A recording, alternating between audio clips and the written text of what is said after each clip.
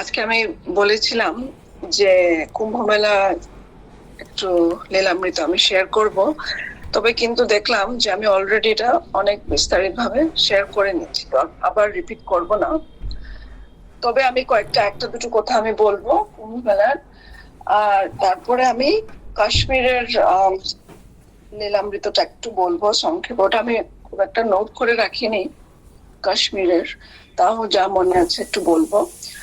আর কালকে আমার লাস্ট হবে, তো কালকে লাস্টে আমি একটু সামারাইজ করব এতদিন আমি যা বললাম, আমার অনুভূতি, ওটা একটু বুলেট পয়েন্ট হিসাবে আমি একটু সামারাইজ করব। তো কুম্ভ মেলা, এটা ছিল পূর্ণ কুম্ভ, 144 ইয়ার্স পরে এই মহাকুম্ভ এসেছিলেন। তো এটার অনেক মহিমা, বাবা অনেক আগের থেকে প্ল্যান করছিলেন মহাকুম্ভে যাবেন।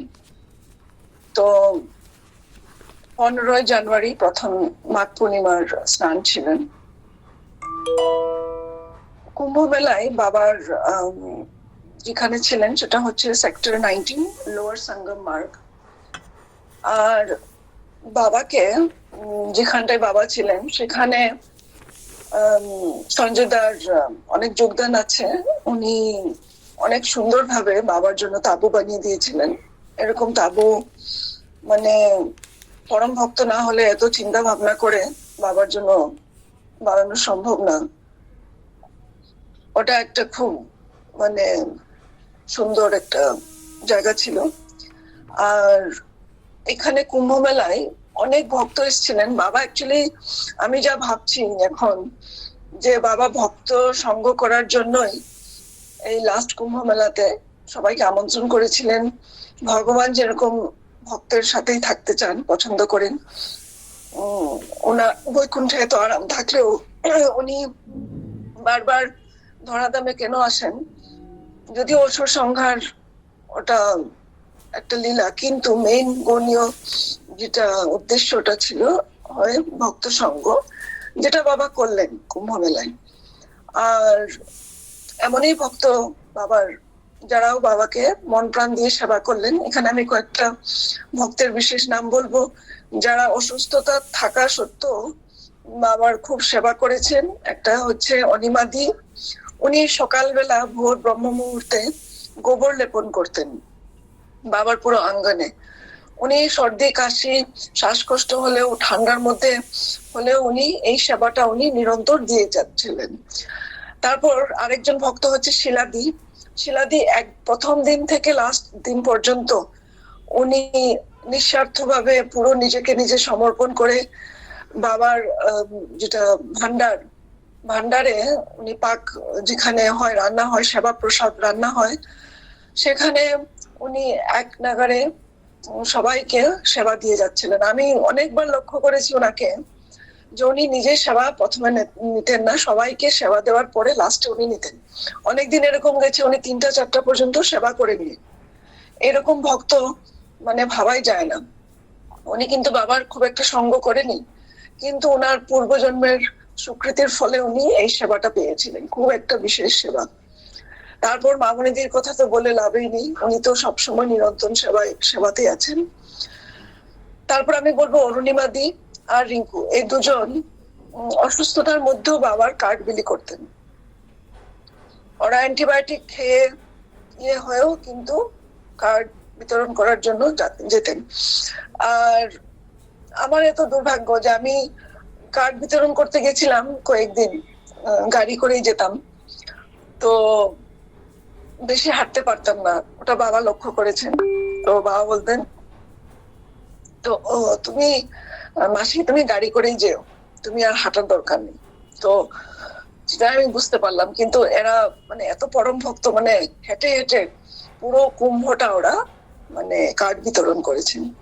তারপর উষা কাকিমা আছেন, তারপর আরো অনেক ভক্তরা এসেছিলেন। সবার মানে ইয়েতে সুযোগ সুবিধা হয়নি যে পুরোটা থাকবেন, কিন্তু আরেকটা ভক্ত আছে আমি উল্লেখ না করে পারছি না, হচ্ছে শান্তদা। শান্তদা কুম্ভমেলা শুরু হওয়ার আগের থেকেই সেবা দিয়ে যাচ্ছেন, কি করে সমস্ত ভক্তদের থাকার যাতে সুগম ব্যবস্থা হয়, ওরা যেন কষ্ট না পায়। আর আহ, কুম্ভ মেলার সময় পুরো 2 মাস উনি টানা শৌচালয়ের সেবা, মানে শৌচালয়টা যতবার ব্লক হয়ে যায় সেটা সাফ করা, তারপর গাড়ি যে আসে সাফ করার, এগুলোকে আনা নেওয়া, মানে যেগুলো চোখে দেখা যায় না সেবা, এগুলো মানে সব থেকে বেশি উত্তম সেবা, যেগুলো চোখে দেখা যায় না, এই ধরনের সেবা। তারপর হীরামন্দা তো আছে, অসীমদা, সবাই সমস্ত ভক্তবৃন্দকে নিয়ে বাবা একটা দিব্য অলৌকিক পরিবেশ। তো এখানে সকাল থেকে সেবা হতো একদম রাত পর্যন্ত। আর বাবার সুস্থতা মানে 100% ফিটনেস ছিল না, তা সত্ত্বেও বাবা দেখেছি ঠান্ডার মধ্যে খালি গায়ে বসতেন সন্ধ্যাবেলা, আর দিনের বেলাও বসতেন। আর অনেক পুরো দেশ বিদেশ থেকে ভক্তরা আসতো, বিদেশি ভক্ত প্রচুর এসেছিলেন বাবার থেকে উপদেশ নিতে, কি করে জীবনটাকে সুন্দর করা যায়। অনেক অনেক ভক্তকে বাবা কৃতার্থ করেছেন, উপদেশ দিয়েছেন। তো এই কুম্ভ মেলাতে আমি খুবই পরম সৌভাগ্য, আমি বাবার স্নেহ আর ভালোবাসা খুব পরিমাণে পেয়েছি, এতই বেশি পেয়েছি যে আমার একদিন মন হলো যে দেখছি বাবাকে তো সবাইকে মানে যেরকম ট্রিট করছে আমাকে সেরকম ট্রিট করছে না, মানে আমাকে যেন মানে আড়ালে রাখছে, আর আমাকে একটুকু আমি যত দোষ করলো কোনো কিছুতেই উনি আমাকে বকছে না। তো একদিন আমি বাবাকে খুব প্রার্থনা করলাম, মানে আমি মনে মনে বললাম যে একদিন বাবা যদি আমাকে একটু বকতো আমার মানে খুব ভালো লাগতো, মানে সবাই তো সব ধরনের বাবার থেকে মানে ট্রিটমেন্ট পাচ্ছেন, আমি তো বাবার বকাটা পাচ্ছি না। তো আমার মন চাইলো যে আজকে যদি বাবা বকতো। আর সেদিনে এমন একটা লীলা হলো, কিছুই বড় কারণ না, ছোট একটা কারণ, বাস একটা বই, কয়েকটা বই আমি বাবার রুম থেকে ওই পাশের রুমে নিয়ে যাচ্ছি মানে বিলানোর জন্য, আর ওখানে অলরেডি বই ছিল, আমি খেয়াল করিনি। তো একটা নতুন পেটি খোলার জন্য আমি নিয়ে যাচ্ছি, বাস এই কারণটাই বাবা ধরে আমাকে, বাবা আমার আশা পূর্ণ করলো, মানে আমাকে রীতিমতন বাবা মানে একটার পর একটা বাবা আমাকে বললো, এটাও বললো যে তুমি আমার আর কার্ড বিলি করবে না, তুমি যাও এখান থেকে বেরিয়ে যাও, তুমি বাইরে গিয়ে কার্ড বিলি করো, এই ধরনের মানে এত আমাকে আনন্দ দিলেন। আর এদিকে আমি কিন্তু খুব পরম আনন্দে, বাবা এদিকে বকছেন।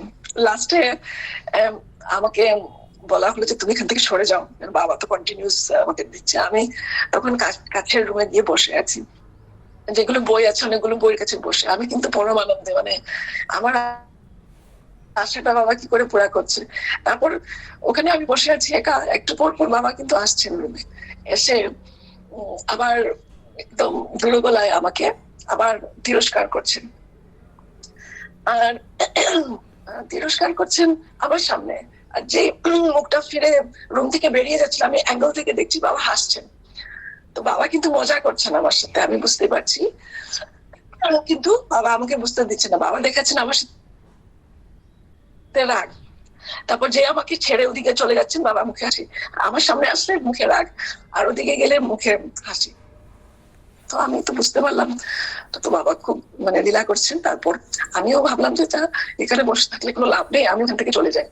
চলে গিয়ে আমি বাবার শিবিরের বাইরে গিয়ে গাড়ির মধ্যে পাশে দাঁড়িয়ে আছিলাম, দাঁড়িয়ে মনে মনে ভাবছি এখানেই দাঁড়িয়ে থাকি, আর ওখানে যাবোই না বাবার কাছে।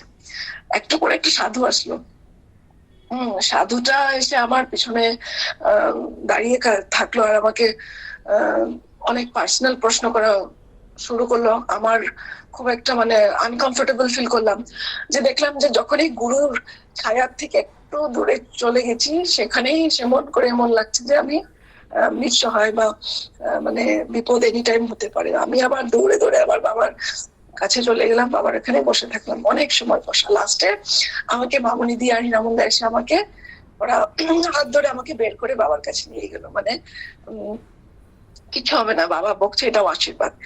কিন্তু আমি তো আনন্দই পাচ্ছি, বাবা বকা খাচ্ছি। তো যাই হোক, ওটা একদিন খুব বিশেষ পাওনা ছিল আমার, যেখানে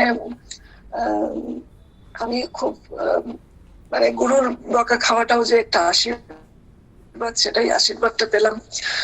আর সেবা করতে মানে সন্ধ্যাবেলা বাবা এত ভালো সেবা দিতেন সবাইকে, চা পকোড়ি, তারপর এরকম মানে সকাল রোজ দিন যেরকম ভোগ হতো এরকম মানে বোঝাই মানে এরকম লাগতো আমরা কোথায় আছি, এরকম কুম্ভ মেলায় নেই, আমরা হয়তো একটা স্বর্গীয় পরিবেশে আছি, যেখানে স্বর্গে থাকলে যেরকম ভ্যারাইটিস ভ্যারাইটিস খাবার পাওয়া যায়, মিষ্টান্ন, তারপর কেক, তারপর বিভিন্ন ধরনের আইটেম, মানে আমাদেরকে বাবা মানে যেটাকে বলে ইংলিশে বলে থারলি স্পয়েলড, আমরা হচ্ছিলাম থারলি স্পয়েলড ভক্ত বাবার। আর সেটাই একটা বাবা লাস্টের কুম্ভ মেলায় ওনার বাবার যেটা বাবার স্টাইলে বাবা আমাদেরকে ভক্তদের সেবা, ভক্তদেরকে কৃতার্থ করলেন। তারপর কুম্ভ মেলাতে বাবার একটা জয়লীলা হলো, খুব প্রচুর অসুস্থ হয়ে গেছিলেন বাবা, অনেক ভক্তরাই অসুস্থ ছিলেন, আমিও অনেক অসুস্থ হয়েছিলাম, লাস্টে বাবারও স্যালাইন চললো। তো এরকম করে লাস্টে বাবা অসুস্থের মধ্যেও কিন্তু বাবা কুম্ভ মেলাটা পুরো করেছেন। শিবরাত্রির দিন বাবা পুজো দিলেন। আর তো খুব খুব আনন্দ হলো। 26 তারিখে লাস্ট শিবরাত্রি ছিল, তো 26 তারিখের দিন আগের দিন আমাকে বাবা জিজ্ঞেস করেছিলেন আমি গঙ্গায় চান করব, তুমি কি চান করবে? আমি বলেছিলাম বাবা আমি তো নিশ্চয়ই করবো, কারণ বাবা অসুস্থ, আমিও পুরোপুরি সুস্থ হয়নি।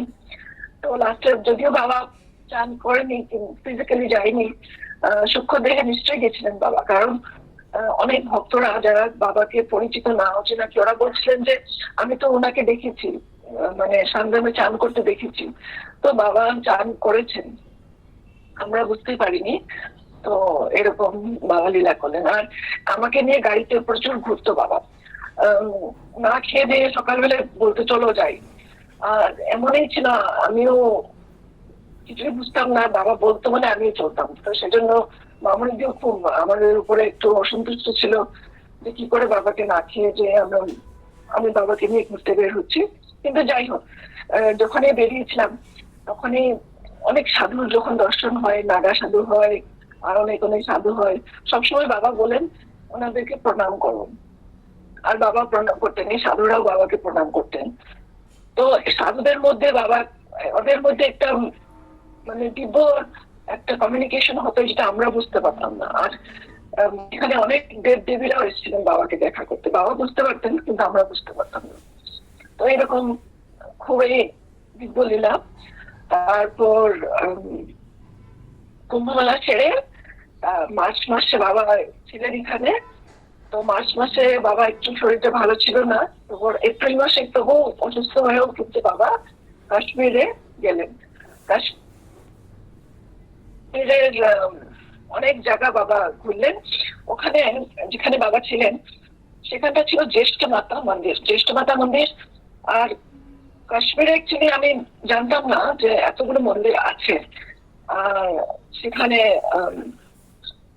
মন্দিরও আছে, আপনার আরেকটা খুব ইম্পর্টেন্ট মন্দির যেটাতে হেলিকপ্টার দিয়ে বাবা গেছিলেন, সেটাও ছিল, আমার নামটা এক্ষুনি মনে পড়ছে না। বৈষ্ণোদেবী, বৈষ্ণব দেবী, হ্যাঁ বৈষ্ণব দেবী মন্দির, সেখানে বাবা হেলিকপ্টার করে গেলেন। ওটাই বাবার অ্যাকচুয়ালি উনার থেকে বিদায় নেওয়ার জন্যই বাবা গেলেন, কারণ বৈষ্ণব দেবী হেলিকপ্টার নিয়ে যেতে হয়, বাবার ফিটনেসটা সেরকম ছিল না, কিন্তু এরকম অলৌকিক ঘটনা হলো যেতে মানে হেলিকপ্টারে একটা বয়সের পরে ফিটনেস লেভেল ওরাকে অ্যালাউ করে না, কিন্তু বাবা গেছেন বৈষ্ণব দেবী।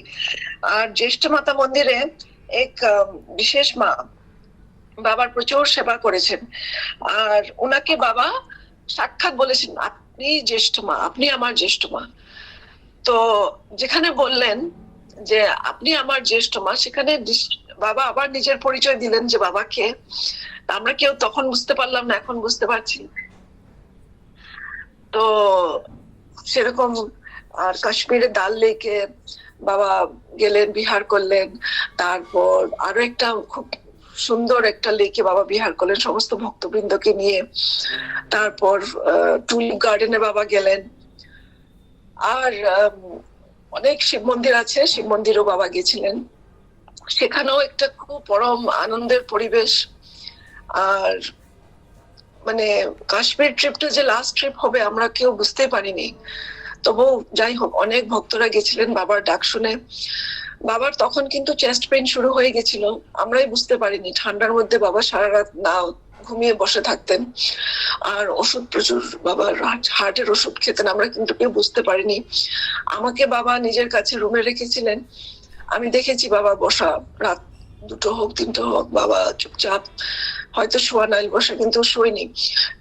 আমার মানে বাবা ঠান্ডা দেখে আমার মন, যাই হোক, মন গেল যে আমি ওনাকে হট ওয়াটার বটলটা ভোরবেলা 2টোর সময় বা 2:30টার সময় যখন আমার ঘুম ভাঙে, আমি আবার হট ওয়াটার বটলটা বানিয়ে বাবাকে দিতাম। তো সেটার জন্য বাবা পরের দিন মামুনের দিকে বলতো, মাসি আমাকে হট ওয়াটার বটল দিয়েছে। আর আমি বেশ কয়েকদিন দিয়েছি, যতদিন ছিলাম। আর আমি চুপচাপ করে বাবার পাশে বটলটা রেখে দিতাম, মানে আমি দেখতাম পরীক্ষা করে বাবা কি শোয়া কিনা না। আর তখন কিন্তু বাবা সঙ্গে সঙ্গে বটলটা নিতেন না। আমি যেই বাবা ভাবতেন হয়তো আমি বিছানায় উঠে গেছি, আমি কিন্তু বিছানায় উঠে বাবাকে দেখছি, তখন আস্তে করে বাবা বটলটা নিজের কাছে টেনে নিতেন। তো সেরকম মানে বাবা যে কোন জগতে থাকতেন, সমাধিতে থাকতেন, এই অসুস্থতার মধ্যেও যে বাবা মানে নিরন্তর জব করতেন। আর লাস্টের মধ্যে বাবা আমাকে বলেছিলেন যে জব করো, জব করতে বলেছিলেন, ওইগুলোই লাস্ট নির্দেশ। তো এইরকম আমাদের মানে কাশ্মীর ট্রিপটা লাস্ট ট্রিপ ছিলেন।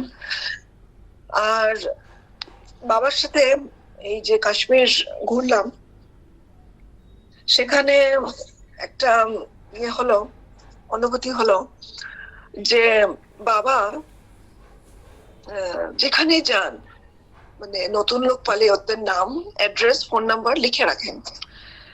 আর যখন ভক্তরা হেলিকপ্টার না দিয়ে বৈষ্ণব দেবীতে ইয়ে করে গেছিলেন, অন্য ধরো হেঁটে যান বা পালকিতে যান, বাবা কিন্তু খবর নিতেন যে ওরা কি পৌঁছে গেলেন কিনা না, আমাকে দিয়ে ফোন করাতেন, ফোন করো পৌঁছে গেছেন কিনা না। তো এই ধরনের বাবা মানে মানে খুব খুব বলতেন। আর খুব ইমোশনাল একটা ট্রিপ, খুব সব কথা আমি এখনো বলতে পারছি না এখানে, মানে খুবই একটা ইমোশনাল একটা জার্নি ছিল এই লাস্ট ট্রিপটা বাবার সাথে, মানে যেটা ভাষায় প্রকাশ করা যাবে না। আর বাবা যে ভক্তদেরকে এত অন্তর দিয়ে ভালোবাসেন, এটা প্রতি মুহূর্তে বাবা মানে প্রকাশ করে গেছিলেন। আমরা সবসময় ভুল করি, সবসময় বাবার চরণে অপরাধ করি, কিন্তু বাবা সব অপরাধ মেনে নিয়ে কি করে ভক্তদেরকে নিজের মাথার উপরে রাখেন, সেটাই মানে আমাদের গুরুদেব। কত ভাগ্যর ফলে আমরা ওনাকে পাই। ঠিক আছে, আমি এখানে আজকে বিরাম দিচ্ছি।